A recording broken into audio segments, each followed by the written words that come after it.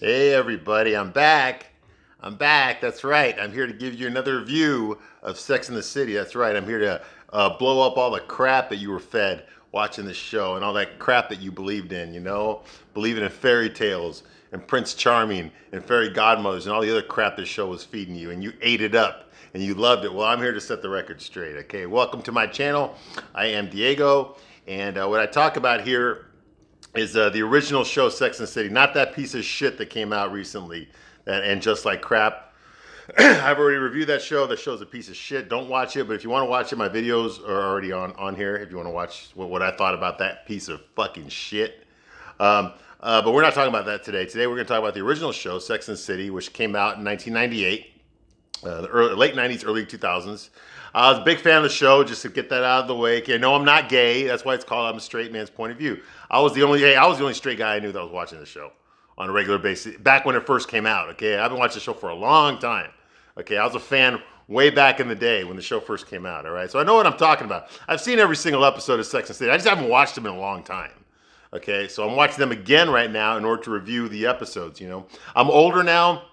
I was a young man when those episodes first came out. I'd just gotten out of the Marine Corps, and I moved to Chicago, and I was going to school in Chicago, and I was working, at night, and I was doing a lot of acting. I was doing a lot of theater work. I was going to a lot of nightclubs. I was partying a lot. I really was. Okay, I was in my 20s. Come on, that's what you do when you're in your 20s. All right, and that's what I was. Okay, and my friends were too.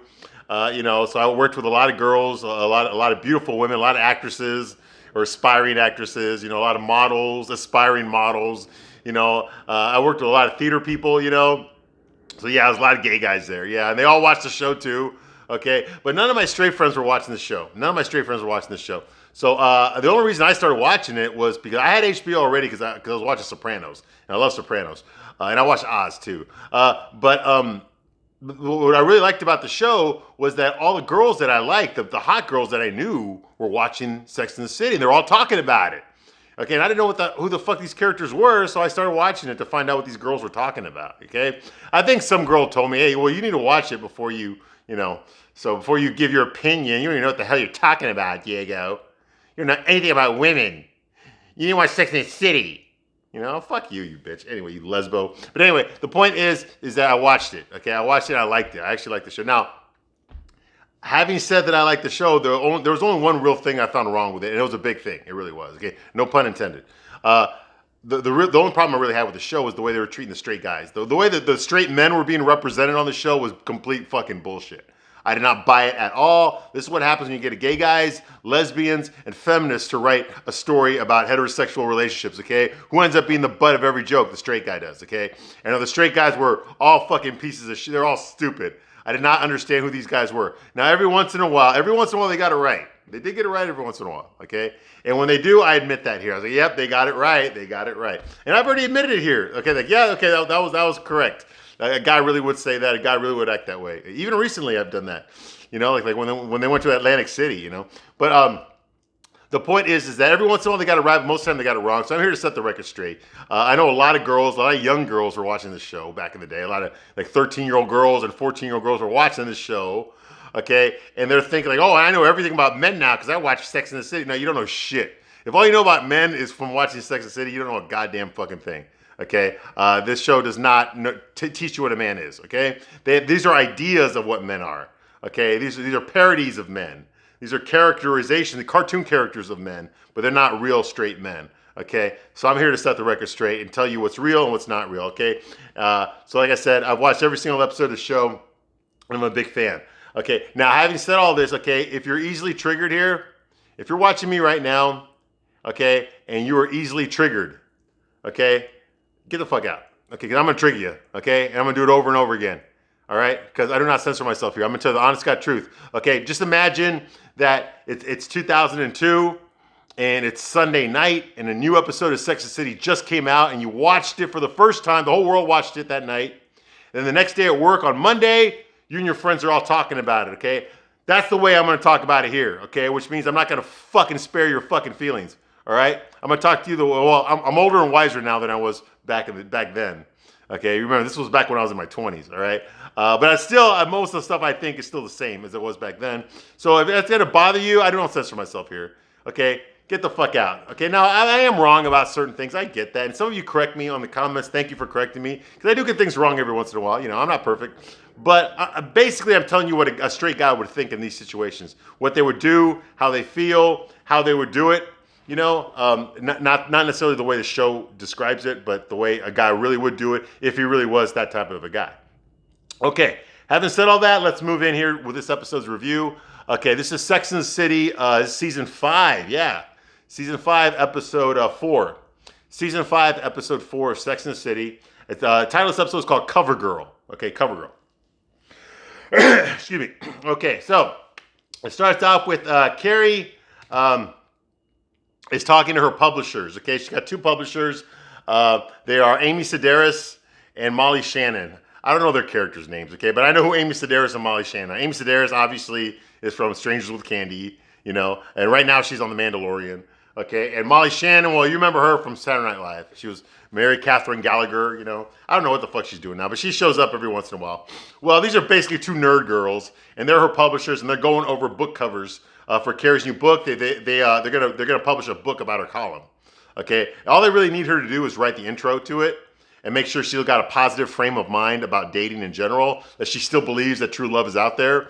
As long as she keeps that in her prologue, they're just gonna publish her column stories. All right. But of course, you know, her and Aiden broke up. You know, they're not together anymore.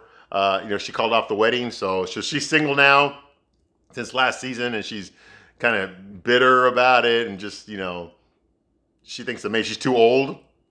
I got a point there. You know, I mean, who really wants a 36-year-old, you know, woman? You know, well, I mean, she looks good for her age. Don't get me wrong, she can find a guy. All these women on the show can find a guy easily. Okay, that's not the problem. The problem is finding the right guy. And then getting the right guy to commit to you. That's the problem, okay? That's the problem you girls have, okay? Getting the right girl to commit to you, okay? I know, they never talk about it. Well, this show was kind of talking about it. It's there in the background, but it's not in the foreground, okay? No one actually says this out loud, really. But you can tell they're all thinking it and they're all worried about it, okay? This is one of those shows. They want to show you what real women go through without really showing you what real women go through. Okay, exactly, okay? Because we're in fucking lollipop land here. Yes, Sex and the City is fucking lollipop land. All right? Okay, so that's going on here, and they're going over book covers, all right? And Carrie's like, you know, they show this book cover they want to use, which is basically a picture of Carrie naked, trying to hail a cab, you know, in New York. And Carrie's like, no! She's like, hey, listen, I put my clothes on every day before I go outside and try to hail a cab, all right? So she absolutely hates that cover. And the publisher's like, well, sex sells. You know, if you want to sell a book, it's got to be sexy. You know, she's like, I don't really write about sex. You know, I write about relationships. No, you write about fucking sex, okay? You write about fucking. That's what you write about, Carrie. Okay, you call it relationships because it sounds better that way. Okay, but you're writing about fucking is what you're writing about. Okay, don't fucking bullshit, man. Yeah, I can watch porn and call it. It's about relationships. And I wouldn't be lying, would I? But no, it's about fucking jerking off is what it's about, okay? These women all use men like fucking tampons, like toilet paper. Man, they're worse than Julia fucking Roberts was. You know? They just go through guys fucking left and right, man. My God, dude. Taylor Swift ain't got nothing on you, Carrie. All right, so anyway. So they're like, well, sex sells, you know, blah, blah. My columns are about relationships. Okay, when I write about sex, it's just words, you know? You know, that's different than seeing it in front of you naked on 6th Avenue trying to hail a cab. And she's got a point, you know. And of course, the publisher's like, oh, we're fucked. The publishers don't know what they're doing. Those 2 girls, they don't know what they're doing. They really don't. They're nervous. They're jittery. You know, they're not sure of themselves. The fact that they only brought one option for Carrie to pick from, you know, this is the option that they agreed on, which was a total. I mean, it's like fucking taking a naked girl and then you cut out a picture of Sarah Jessica Parker and you pasted her face on it. That's what it looked like. It was terrible, all right? So, yeah, I can understand Carrie not wanting to do it. And they played it for jokes. But, you know, yeah, it's not good. You can call it whatever the fuck you want, okay? She's a writer, so Carrie knows a lot of synonyms, a lot of adjectives, you know. She knows all that stuff, okay? So she can call it whatever she wants, okay? But she's writing about people fucking each other. That's what she's writing about. You can call it relationships. But she's writing about people fucking each other, okay? Come on. All right. Now, the girls the girls decide, all four of them, you know, Samantha, Charlotte, and Miranda, and Carrie all decide to go to a bookstore to try to get some inspiration. They're all there for different reasons, but mostly Carrie's there to try to get some inspiration on what she wants the cover of her book to be, all right? Okay, so Samantha's like, you know, I can get you the image you want, you know, because Samantha's a publicist, okay? She's a PR, she owns her own PR firm. She's like, I can get you the image that you want, okay? I can make you look exactly the way you want, and it'll cost you, but I'm pretty expensive, so it's gonna cost you 2 martinis and a lunch. And you know what? And you know, I gotta say that kudos right there for Samantha, okay? Right there, Samantha is showing how much of a friend she is. The fact that she's helping out Carrie for free. Now, we've seen this shit before, you know, like when Charlotte got a legal or when Carrie got a legal document, what's the first thing she did? She gave it to Miranda to read it to her, to explain to her what it really means, you know, because Miranda's a lawyer, you know? So she's always like getting her friends to help her out for free, you know, in their professions. The professions that they went to school for, okay, they get paid for. I don't know how much these women make, but they make enough to be able to live in Manhattan. In nice fucking studio apartments and nice lofts in Manhattan, okay? So yeah, they make a lot of money, okay? I know Carrie's always broke, but she's broke because she fucking spends all of her fucking money on bullshit, okay? That's why she's broke, okay? It's not because she doesn't make good money, okay? I mean, God, she fucking works for Vogue, okay? She's a writer for Vogue, okay? That's not a fucking, what do you call it? That's not a fucking, minimum wage job, all right? So, boom. Okay, so she's there. Samantha's like, I'll do it for free, you know. Miranda, meanwhile, is looking for a book on how to get rid of her fat ass. Because she put on a lot of weight after she gave birth to her baby, and she has not fucking lost the weight. Okay, so she's still fucking fat, ugly, and disgusting, just the way she was before she got pregnant. Okay, but now she's even fatter. And the last episode, when they went to Atlantic City, there was a fat guy that made fun of her for being fat. Like that would ever fucking happen in real life, okay? The guys that are gonna make fun of fat girls, okay, are not fat guys, okay? Fat guys do not make fun of fat girls for being fat, okay? The guys with the ripped abs and the muscles and the shoulders, okay? Those are the guys that make fun of fat girls, okay? Not the fucking porkers out there. Sorry. But I'm talking about guys, so it's okay? Not the fucking fat guys. They're not the ones that are making fun of fat women, okay? Most fat people know they're fat, and they know about fucking being ridiculed for it, okay? So they're not gonna do that to another fat person, okay? Yeah, I know. But anyway, so Miranda feels bad that she's fat. Well, she's also fucking stuffing her face, man. How many times have I brought it up on here, okay? How many times is fucking Miranda stuffing her fucking fat ass? And she talks when she fucking eats, man. She never fucking stops eating. This fucking machine never fucking turns off. She's fucking eating all the goddamn fucking time. God, that was before she got pregnant. Jesus Christ. Can't stand her. Anyway, so Miranda's looking for a book called How to Lose Your Baby Fat by Sitting on Your Ass. So yeah, and she's not having any luck. Charlotte recommends The Zone. Oh my God, dude, that's fucking dated as shit, dude.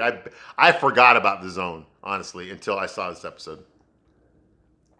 For those of you who don't know, The Zone was some fucking fad diet. There's millions of them, okay, that came out around this time. This is 2002, yeah. It's one of those fucking came and went fucking diets that everybody was doing it. Now, just so you know, on this show, okay, Sex and the City had their finger on the pulse of the modern zeitgeist at the time, okay? So whatever was cool at that, or new at that time, whatever was nuanced at that time, okay, was mentioned in Sex and the City. That's how a lot of us fucking found out about it, honestly. Like, if you lived in the Midwest, you know, like, you probably didn't know a lot of what was going on in New York, but when you watched Sex and the City, you found out. Okay, so things like, you know, like email, okay? Like Carrie learned what email was like 2 seasons ago, okay? You know, I'm like, yeah, I know, right? Dated. Like she didn't even have a I don't even think that Carrie even has a cell phone yet, okay? So, I mean, so these things that were new back then, you know, that not everybody had back then, they showed up on Sex and the City, okay? And of course, there was a lot of product placement there, you know. Come on, there's a reason these girls were always wearing Manolo Blahniks and going to Barney's, you know, and their fucking Louis Vuitton purses. Okay, they were doing that because they were getting fucking money from those companies, okay? You advertise it on the show, next thing you fucking know, every fucking middle-aged ugly bitch in fucking Chicago, which is where I live, is wearing the fucking same shit. that fucking Samantha wore in that episode. You know, it's unfucking believable, man. My God, it's worse than Friends. Worse than Friends did that too. You ever notice that? Remember Rachel haircut? Remember that hairstyle every fucking white girl in America had in 1993? Yeah, exactly. Okay. So anyway, moving right along. Okay, so that's going on here. So like I said, Charlotte recommends The Zone. Charlotte goes to the self-help section, of course. There's nothing but a bunch of fat women crying and reading the books in that section. So Charlotte doesn't really want to be associated with that type of person. Even though she is that type of a person, she still can't find her true love. You know, she thought it was her husband, but it's not. Mr. Limp Dick fucking McDougal. And so she's in the process of getting a divorce. And she hasn't gotten laid. She tried to, but the guy was an asshole. So she hasn't gotten laid since her divorce, since her husband. And well, she's not divorced yet. She's still in the process of it, okay? But she doesn't live with her husband anymore. He gave her the fucking $10 million apartment for free. He just let her stay there. And so she's staying there. She's got nothing to do. She doesn't even really work. She like does volunteer work now. She doesn't work because she quit her job at the gallery. She don't have to fucking work, man. She's living off of her fucking alimony, okay? What the fuck does she need to work? She's fucking richer now than she was when she worked. You know, she doesn't fucking work anymore. But anyway, so, but she can't find true love. You know what? You know what this sounds like? It sounds like a fucking one of those chick flicks. You know, where the guy is like some fucking super good looking multi-millionaire, suave, charming, handsome, no kids, he's straight, you know? He's all these fucking things. The only problem in his life is he can't find true love. Oh. It's the only thing that's missing in my life. Get the fuck out of here with that pretty woman bullshit, man. Anyway, well now Charlotte's the one that's got everything except for true love. Well, there's no true love unless you're a fucking multi-millionaire for her. That's true love. She marries for love. Yeah, she loves money. All right, now that's going on here. She doesn't like the fact she looks at the books that are on there, like you know, like starting over yet again. and she's embarrassed. She's a woman crying. She's a woman sitting there reading the book and crying. You know, and then she looks over at Charlotte. She's like, "Oh, this book helped me through so much." You know, and Charlotte's like, "Oh, you know what? Travel. I'm in the wrong section." So she decides not to buy the book because she's embarrassed to be buying a book like that. You know, in front of everybody. You know, it's just in her mind she's embarrassed. You know, and I would be too. Honestly, you know, I've walked through the self-help book section before. I have. Back when people bought books, you know. And you know what? I was looking for a relationship book for guys. And you know how many I found? None! None! Yeah, what does that tell you? No books on how to heal from a relationship for guys. None. Yeah. Okay. So that's going on here. So Charlotte leaves the self-help section, okay? And, you know, but I will say this, though. Charlotte's wearing some jeans, and she's wearing this nice fucking t-shirt. Is she wearing jeans? I think she is wearing jeans. This is the first time I've ever seen her wear jeans. It only took fucking 5 seasons, and I finally saw Charlotte wearing jeans. Okay, and she's got a polo shirt on. You know, Polo, the Polo brand. So that's some more product placement. But she does look good in it, and I do like that shirt. Okay, so bookstore employee tells Miranda. Miranda goes to check out the book that she bought on how to lose her fat ass by doing nothing. Okay, and the counter woman, the clerk there, the register girl, I think it's a girl, it might be trans, I don't fucking know, ugly woman, says like, you know, yeah, Miranda bought a book called Fit to Fat. Oh, Fat, sorry, that's what really happened. No, Fat to Fit. Yeah, Fat to Fit. Okay, and she's trying to buy it there, and the clerk tells, oh, this book ain't gonna work. This ain't gonna work. She goes like, you know, I tried this book too. I lost 24 pounds, and then I regained 42 pounds. You know, and Miranda's like, hey, well, the New York Times gave it its best rating. Okay, and the lady at the register's like, the New York Times ain't coming into your fucking house at 2 in the morning and take the cookie dough out of your hand, is it?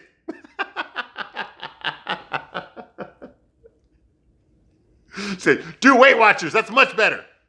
Okay, well, it's too late. She already fucking paid for the book, right? So Miranda criticizes Dr. Phil.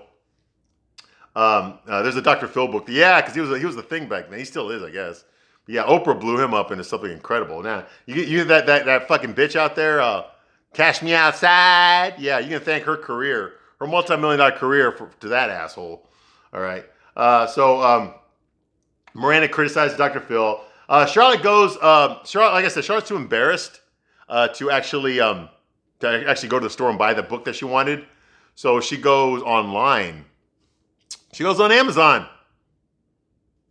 She goes on Amazon Prime and orders the book. And I was like, what? I couldn't fucking believe it. There was an Amazon Prime in August of 2002? There was? There was, right there. I was like, holy shit. What? It's, I'm like, it's like, everybody does that now. That was like a new thing back then. That's what I'm talking about. The cultural zeitgeist. They have their finger on the pulse of the cultural zeitgeist. That was a new thing back then. I didn't even have Amazon Prime back then. Okay, I didn't even have fucking TiVo back then. Okay, I still had a fucking VHS attached to my TV.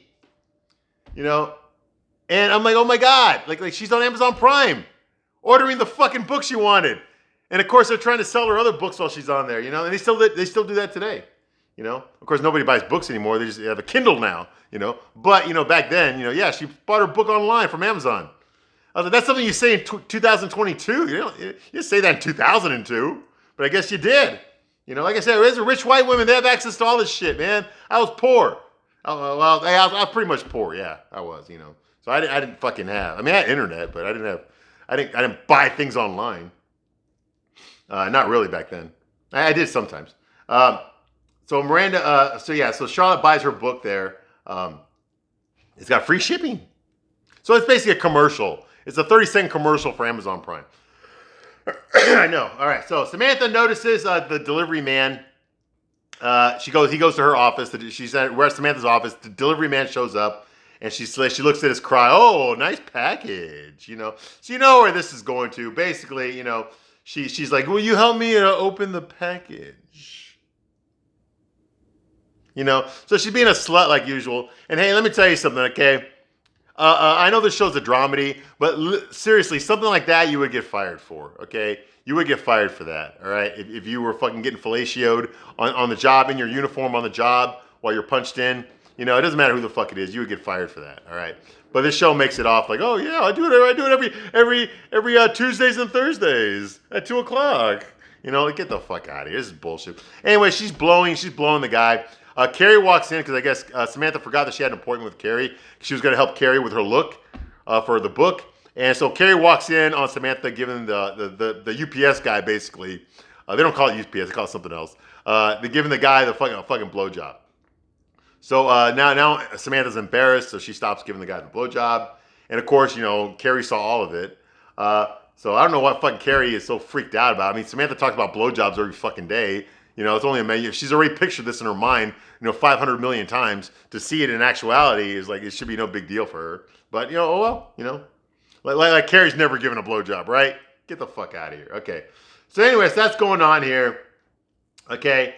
And so, of course, Carrie's embarrassed. So she stumbles out of there, bumping her elbow into the wall, bumping her face into the fucking door, trying to get out of there as fast as she can. Meanwhile, Miranda goes to Weight Watchers. Yeah, she actually goes, not Jenny Craig, she goes to Weight Watchers. Okay, not Betty Ford, she goes to Weight Watchers. Okay, she's in there with all the other fatties. Okay, and they take her weight, and she weighs 152.8 pounds. Okay, yeah, you fat bitch. And there ain't no baby inside of you this time, so you can't blame it on the baby. Okay, she's just fucking fat, and I knew she'd get fat too. I knew it. She's all stuff in her fucking face every episode, and she talks while she eats. All right, so so she says like, I'm much lighter on the metric scale. No, you're not. You're just as fat on the metric scale as you are on the fucking regular scale. Okay, you fat bitch. Okay. So anyway, so she notices that it was on the card that they gave her to go into the next line. They miswrote her weight. Instead of putting 152.8, they put down 158.2. So they basically added on an additional 6 pounds. Well, Miranda ain't gonna let this fucking fly. So she finds an employee to complain about. Hey, you wrote down the wrong weight. It's not supposed to be 158. It's supposed to be 152. So of course they weigh her again, and it's correct. Yeah, it's supposed to be 152. So the Weight Watch employee goes on the microphone, goes, "Hey, you screwed up on Miranda Hobbs' weight. She is not 158. She's actually 152. Okay, did everybody hear that?" So Miranda's like, "Oh, you know what? Tell the whole fucking place that, Anyway, well, there's another fat guy there, and he starts making some small talk with her. So they start flirting with each other, you know. And his name tag says Big Bone. I guess that's his name, Big Bone. And she notices it. She's like, oh, you're Big Bone. I'm baby weight. You know. So they start flirting with each other. He tells her, hey, you know what? Hey, don't be mad about your weight. You know, you weigh 252. I mean, yeah, you weigh what does she weigh? Yeah, you weigh 152, man. He goes, I weigh 240. Okay, and yeah, he's a plumper too, man. Yeah. Okay, so they start flirting. You know where this is going. All right. And meanwhile, Stanford comes over to help Carrie pick out a book cover. Okay, so they're going over all these looks. All right, so Stanford's there smoking a cigarette in Carrie's apartment. You know, he came over for a fag and some flip. Hey, they said the word, not me.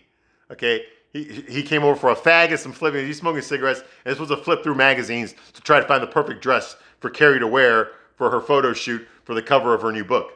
Okay, Stanford mentions, Carrie, I met someone. Like, you fucking met somebody, right?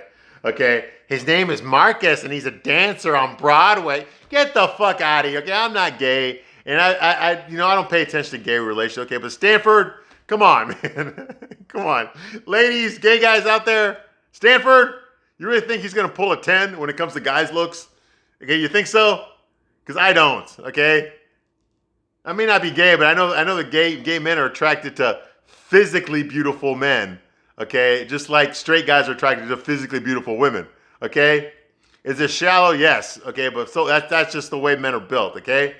They get turned on by what they see, all right? Just straight guys do, and so do gay guys, all right? And Stanford, he's going to have to win them over with his personality, all right? Which he doesn't really have much. He's basically a limp dick. I mean, he's not a limp dick, but he's basically a beta male. He's a gay beta male, you know? I mean, he's very insecure, unsure of himself. He dresses pretty sharp for a gay guy, just like that director Paul Feig. Or Paul, you know what his real name is. The guy that directed Ghostbusters, the girls' Ghostbusters, you know, and Bridesmaids. He dresses like that. The fucking pinstripe suits that are green and yellow and orange and purple and pink. Basically, any color that's not heterosexual. All right? He dresses like that, and he fucking, you know, and he smokes cigarettes, and he's dancing some fucking dance. He's dating some dancer. Get the fuck out of here. But anyway, he's excited about it because, you know, he's always trying to get laid and he never can get laid. So he's excited about it, you know. He tells Carrie, promise not to judge. I ain't going to tell you unless you promise not to judge. Okay? And she, of course, she says she's going to judge, you know. He's a dancer, you know, and he was in some Broadway show at Radio City Music Hall. He played a coffee. He played an Arabian coffee in the Nutcracker. And she's like, well, where'd y'all meet? We met at Starbucks. Oh, really? So you met at Starbucks, really? So coffee. You picked up a coffee. From a guy who played a coffee. That was pretty funny. Okay. So they met at Starbucks. Of course they did. You know why they met at Starbucks? Because they're fucking white and rich and privileged. That's why they met at Starbucks. Yeah. Okay. And he says, and we're both Grand House blends. God, dude, this fucking episode, man. Jesus Christ, man. The gay factor is high as fuck. All right.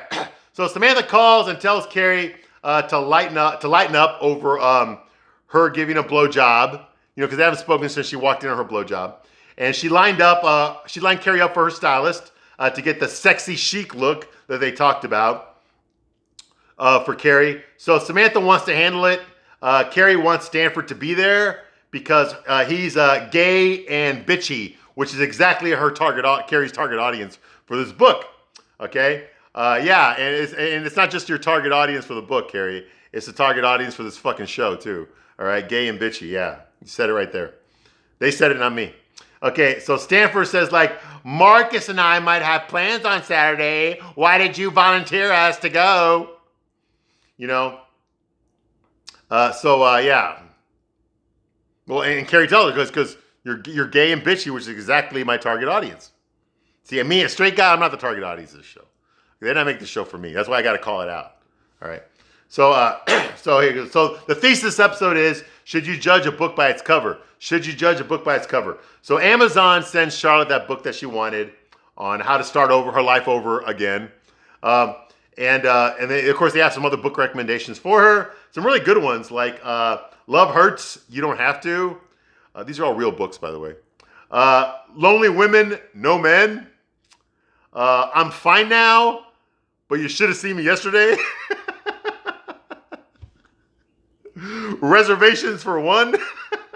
so Charlotte looks at all these books that are in the same category based on her shopping habits, So, and they still do this today. They still like recommend shit based on what they know you already bought. And yeah, the algorithm was working back then. So she decides that she doesn't want to be one of those women. So she takes her book, starting over again, and throws it out the window. She ain't even gonna read it. And of course, it doesn't hit anybody, on the head or for a lawsuit, but it lands right in front of some middle-aged woman who's in the middle of contemplating divorcing her husband, and it lands right in front of her. She picks it up, and she realizes that she needs to fucking divorce her husband and ride the cock carousel because she's fucking young and good looking. No, she's not. She's like in her 40s, okay, and not that great looking. But it's empowering. So that's what the show's about, because all fucking middle-aged, average-looking women can go out there and fuck studs. It happens all the time, Yeah, they're not gonna fuck the younger hot girls. They're gonna fuck the middle-aged ones. Yeah, because that's realistic, and that's what the show's about. Female empowerment. Yeah, right. Okay, so anyways, that's what. Now, how the fuck Carrie could know who this woman was that picked up this book, off the floor, off the sidewalk that Charlotte threw out the window, and what her life was all about? How the fuck would she know that? I don't know, but apparently Carrie knows who that woman was and what she did with it. Okay, that's the end of that storyline. Meanwhile, Miranda and Mr. Big Boned, they go out to eat. Of course they do. They got to feed their fat ass. Okay, and of course, what do they do while they're stuffing their face? They're talking about their diets, okay? And he mentions that his ex-girlfriend, or his ex-wife, I don't know what it was, criticized him all the time, and that's why he overate, because he was always being criticized, okay? And his biggest vice was donuts. And he points to those glazed donuts, those right there. Glazed donuts, Yeah. So they decide that, even though they're on that diet at Weight Watchers, they're still going to fucking stuff their fucking fat asses, and that's what they do. So they decide to go halves on a donut. So they eat the fucking donut, and it turns them on, and next thing you know, he tells her, I know how to burn off these calories. So he ends up eating her out. Okay, he doesn't fuck her. I mean, I know he does, but we don't see it. But we do see him under the covers eating her out. Okay, and he's covered in Miranda's fucking disgusting cum, and he kisses her, and she gets all freaked out about it because she doesn't want to taste her own fucking, vaginal fluids all over her mouth and on his tongue. It's like, hey, listen, if we gotta fucking do it, you gotta fucking do it, okay? That's all I'm saying. I'm fucking Mexican. I know what I'm talking about. All right. So Miranda, she's the one grossed out, right? Yeah, not him. She's the one grossed out. Okay. Yeah. All right. So Miranda talks about it, of course, to her girlfriend. She's like, I tasted my cum all over his face. Oh my God. And Samantha talks about loving yourself. It's the ultimate form of loving yourself. Because when I was a lesbian, and Charlotte's like, yeah, you would go there. Okay. Charlotte's like, he's got bad manners. You need to keep some tissue handy. That way when he's done, he can wipe off his mouth first before he kisses you. And keep a breath mint there too. Yeah, like, who the fuck does this during sex, right? Okay. Miranda's like, it's hard to criticize someone who overeats when he's criticized. And Carrie's like, well, you know what, Miranda? You went out with an overeater and he overate you. Well, that was kind of funny, yeah. I thought it was funny, honestly. Okay. Samantha's like, they always look so proud of themselves afterwards. Like they just came back from winning a war. Well, how the fuck would you know, Samantha? Have you ever come back from fucking winning a war? No, you haven't, because all the fucking men do the fighting, not you. So shut the fuck up. Okay, Miranda's like, Miranda would say, it's a double standard. I'd feel weird if I went down on a guy and he wanted to kiss me after. Yeah, right. Okay, Carrie's like, no, she just, and Samantha, no, she has Samantha. She says, Samantha, have you ever kissed a guy after a blowjob? And Carrie gives the answer. Carrie's like, no, she just signs the delivery slip. Samantha's pissed. Like, you could tell it on her face. She's pissed off that Carrie went there. Okay. All right, so that's going to end part 1 of this review for this episode. I will be right back in part 2, and we'll finish it up, all right? So thank you for watching this long, and I'll see you on the next one.